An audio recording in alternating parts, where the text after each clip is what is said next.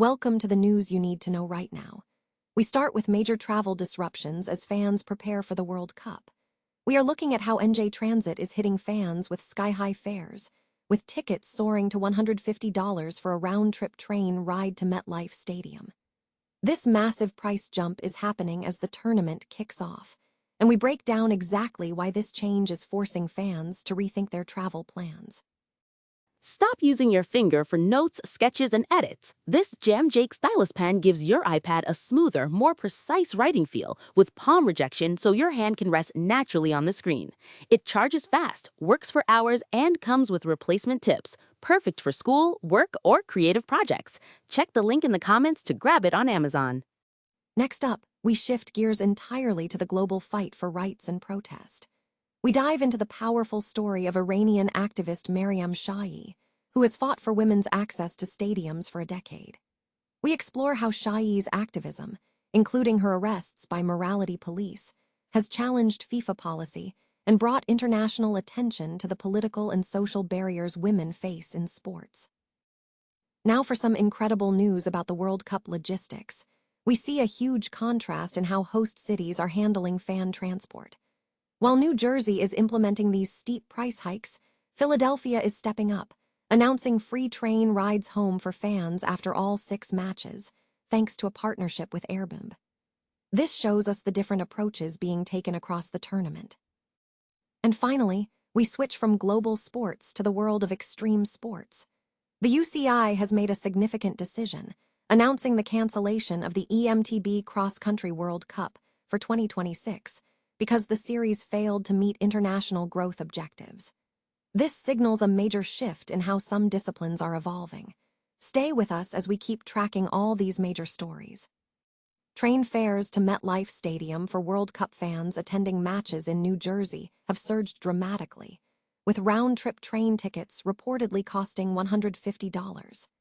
This represents a nearly 12-fold increase from the regular $12.90 fare for the 15-minute, 9-mile journey from Manhattan's Penn Station to the stadium in East Rutherford, New Jersey. Transportation officials confirmed the price hike on Friday, explaining that the increase is necessary to cover the substantial costs of hosting the World Cup in the U.S. for the first time since 1994. New Jersey transit officials estimate they planned to spend $62 million transporting fans to and from the stadium during the tournament, with outside grants covering only $14 million. Transit president and CEO Chris Collery stated the fare adjustment was essential to recoup these expenses, emphasizing it was not price gouging, but a cost recovery measure. Governor Mickey Sherrill has called on FIFA, the governing body for international soccer, to cover these transportation costs, warning that New Jersey residents would not be subsidizing World Cup ticket holders. FIFA has pushed back against this demand, citing other U.S. host cities like Los Angeles, Dallas, and Houston, which are maintaining unchanged transit rates. The only notable exception mentioned is Boston, where express buses to Gillette Stadium will cost $95, and fans near Gillette Stadium have already purchased round-trip train tickets 4 times the usual rate. In contrast, other host cities maintain relatively low fares, such as $1.75 one-way dollars in Los Angeles and $2.50 in Atlanta. Meanwhile, New Jersey Transit has faced significant logistical challenges in past events, noting that during the 2014 Super Bowl, the system struggled to accommodate an estimated 33,000 departing passengers. FIFA warned that elevated fares could create a chilling effect by pushing fans toward alternative transportation, potentially leading to congestion and diminishing the economic benefits of hosting the tournament. The price surge has also drawn criticism from New York Governor Kathy Hochul, who questioned the high cost of the short train ride. Alternatives to the train are also expensive, with shuttle buses costing $80 round-trip and advance parking spots near MetLife Stadium priced at $225. Iranian activist Maryam Shojaei has detailed the decade-long struggle against the religious establishment's ban on women attending football matches in stadiums, highlighting the intersection of sports, political activism, and severe state repression in Iran. Shojaei, who has faced arrests by morality police and worked to change FIFA policy, has framed the ban not as a purely religious issue, but as a calculated political and social tactic by authoritarian regimes to control public assembly and women's participation. For over 40 years, Iranian religious authorities prohibited women from attending football games. Shojaei was a key figure in overturning this ban, contributing to protests outside games and negotiating with FIFA, though significant barriers to access persist. Football has historically served as a crucial conduit for dissent in Iran, evidenced during the Green Movement and the Mahsa Amini protests. The national team's refusal to sing the anthem on several occasions underscored this connection. Recently, the pressure intensified, with members of the women's team claiming asylum in Australia after facing threats over anthem singing. Shojaei revealed that the ban is fundamentally political. Regimes use cultural or religious justifications to restrict women's access to public spaces because allowing it would undermine activist movements. She explained that activists feared appearing to concede ground, making the campaign a practice of civil resilience. Shojaei's activism has come at a personal cost. Her brother, Masoud, who captained the national team, has had his assets frozen by the regime. She expressed lingering guilt over the impact of her activism on him, but he countered that the loss of lives is paramount. Shojaei recounted a harrowing experience in 2019 outside the Azadi Stadium, where she was detained by morality police, mirroring the fate of Mahsa Amini. She described the trauma of being forcibly taken to the police station, emphasizing the vulnerability of activists, especially when they lack the protective connections of high-profile figures.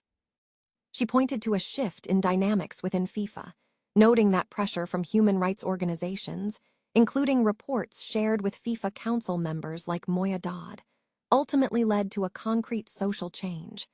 A letter from Gianni Infantino requesting Iran allow women into stadiums. This resulted in gradual, city-by-city improvements in stadium access. Despite these gains, the government remains resistant, now reportedly restricting access for men as well. Shojaei concluded by questioning how vulnerable ordinary citizens are when the state can target high-profile figures, stressing the duty to share these stories to counter a narrative of repression and violence surrounding Iran. Philadelphia is set to offer free transportation for fans attending the 2026 World Cup after all 6 matches in the city, according to Philadelphia Soccer 2026. This initiative is made possible through a partnership with travel rental platform Airbnb. The announcement contrasts sharply with other host cities facing rising transportation costs. For instance, New Jersey has announced that round-trip public transit tickets to games will cost $150, representing a more than tenfold increase. Similarly, fans in Boston will be required to pay $95 for a return bus trip to Gillette Stadium. In Philadelphia, however, the Southeastern Pennsylvania Transportation Authority, or SEPTA, will provide free train rides home for fans after the matches conclude. The free service will begin at halftime and continue for 2 hours following the end of the games. Governor Josh Shapiro emphasized the commitment to public transit, stating, "My administration has invested millions of dollars to ensure SEPTA trains remain in good service as we embark on an epic year for sports in Philadelphia." He added, "And I'm glad Airbnb is stepping up to provide free rides for fans so they can get home safely and affordably." Philadelphia will host 5 group stage games during the tournament, starting with the Ivory Coast versus Ecuador match on June 14, followed by a round of 16 ties. The Union Cycliste Internationale, or UCI, has officially canceled the eMTB Cross Country World Cup scheduled for 2026. The decision follows an assessment that the discipline failed to achieve the expected international growth objectives. The series, which commenced in 2021 and is organized by the World E-Bike Series, WES, has been discontinued. In a statement, the UCI indicated a need to review the e-mountain bike landscape to determine the future direction of the sport, acknowledging the evolution of various mountain bike formats. The UCI emphasized that the eMTB World Cup had been instrumental in structuring the discipline internationally and offering a crucial platform for manufacturers to promote their electric mountain bikes. The governing body confirmed that discussions are currently underway with various stakeholders to pinpoint the optimal strategies for advancing e-mountain bike development and defining its future trajectory on the global stage. Despite the cancellation of the World Cup event, the electric mountain bike cross-country discipline will continue to be featured in the UCI Mountain Bike World Championships, which are set to take place in Val di Sole, Italy, from August 26 to 30, 2026.